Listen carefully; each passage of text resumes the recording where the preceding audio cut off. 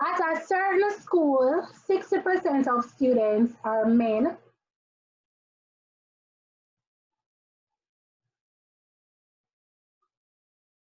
and 40% are women. In a random sample of 50 students, what is the probability that more than half are men or women? So, to do is, you see the question, we know that it's asking us about normal distribution, but we don't see the mean, we don't see the standard deviation, and we know that we have two possible outcomes. So we know that this is a normal distribution, this is a binomial question, but we cannot find the probability. The question wants us to find probably that more than half are women. More than half of 50, it means that it's greater than 25, right?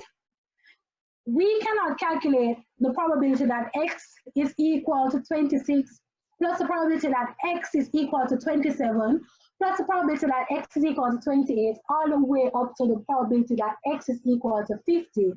That is ridiculous. So we know that we're going to have to apply, in this case, we know we're going to have to apply the normal approximation to the binomial distribution.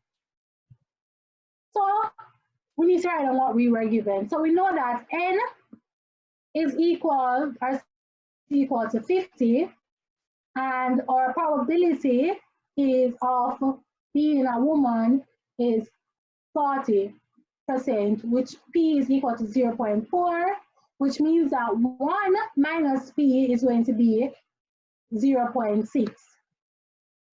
So we need to find our mean and we need to find our standard deviation. And we know that the mean under binomial distribution is n times p, which is equal to 50 times 0.4, which is going to be equal to 20. Then now we need to find our standard deviation, which is equal to n times p times 1 minus p, which is 50 times 0.4 times 0.6, which is equal to 12, which the square root of 12 is equal to 3.464. So now we have our mean and we have our standard deviation. It asks us to find the probability that more than half are women. And because half of 50 is 25, more than half are women is going to be the probability that x is greater than 25. But remember that we have to account for, remember, step 3 says that apply the continuity correction factor to the probability in step 2. So we wrote down the probability under binomial distribution, but then we have to apply the continuity correction factor. In this case, we said that probability is of x is greater than 25. And we know that based on the continuity correction factor rules, the probability of x greater than a, in order to correct it, we have to add 0.5. So in this case, correcting it, the probability of x greater than 25 plus 0.5 is equal to the probability that x is greater than 25.5. So now we've converted it to a normal distribution. After that, writing our probability statement, we have to standardize it. So we know the formula is x minus mu divided by the standard deviation, which is equal to x, which is 25.5,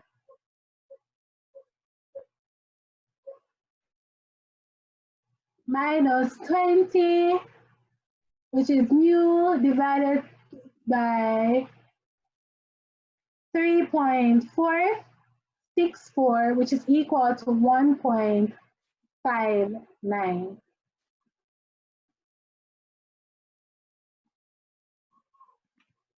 So now we have to look in our normal distribution table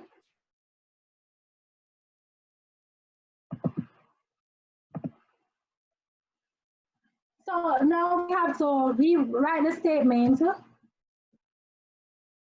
the probability of our standardized value, which is the probability that Z is greater than 0.159, which is equal to 1 minus probability that Z is less than 1.59. We have to look in our normal distribution table.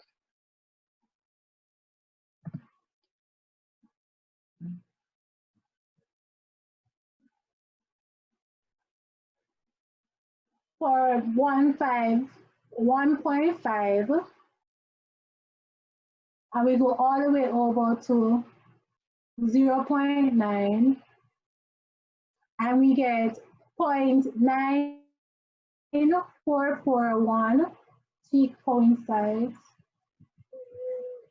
It's where both our values intersect at 0.9441.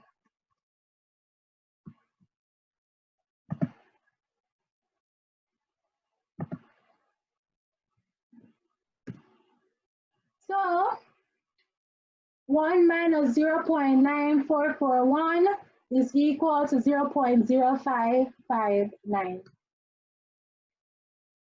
All right, guys, you guys done?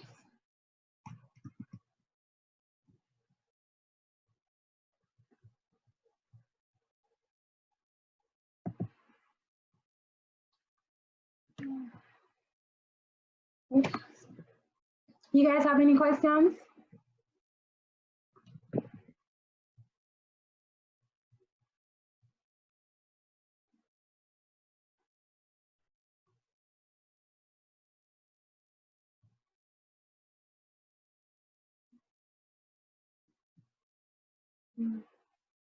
You'll have to speak to Kimani. I think he will email you guys it.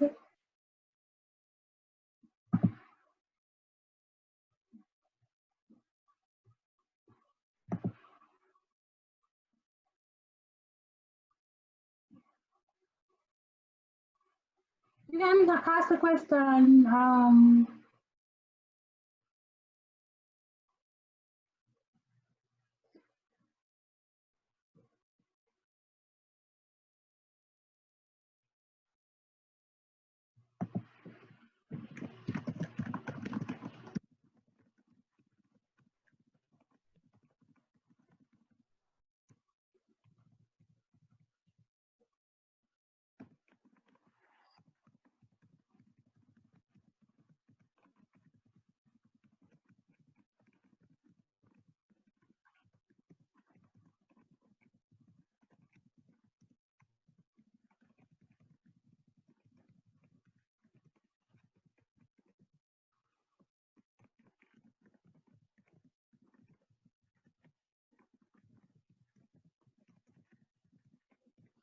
All right, you guys have any questions? I wanted to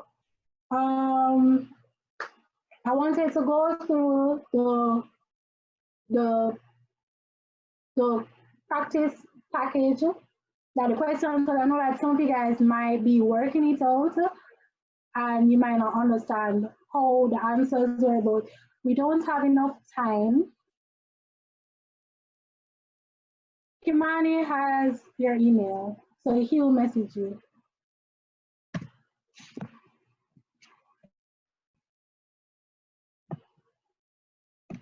If you guys have any questions, you guys can email me.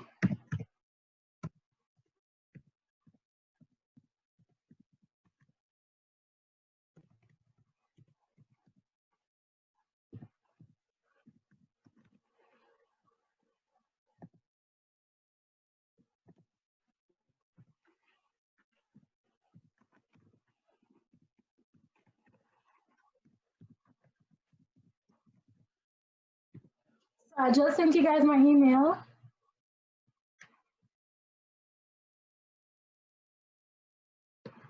My email is robinson.jody.and.l@gmail.com. So you guys, if you guys do have questions, you guys can email me and ask me.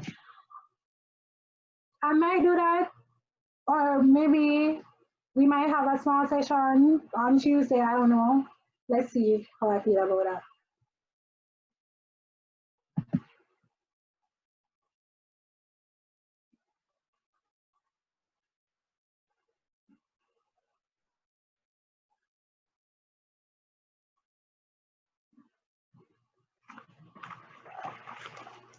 problem set.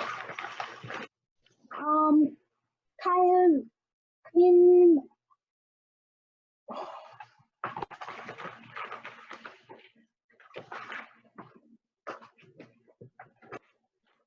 you guys, you don't need to worry about the mid semester. I believe the mid semester is going to be manageable. You guys are home.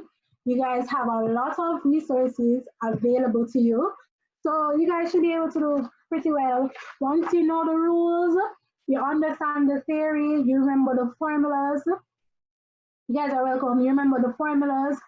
You remember what to use for each question and stuff. You guys will be fine. Remember the different properties of probability, if they're independent, if they're mutually exclusive and stuff. You need to just read the questions and you guys will see that the answers are there. Ask yourself questions as you're going along. What is missing from this question that I know should be in this question, and that will help you to understand what you're calculating, which formula you need to use and stuff like that. It says compensate time.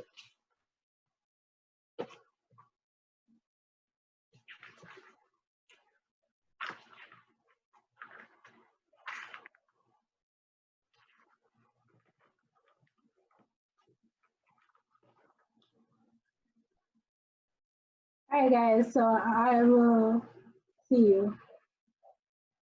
Yeah, the unit is pretty easy for you guys to manage.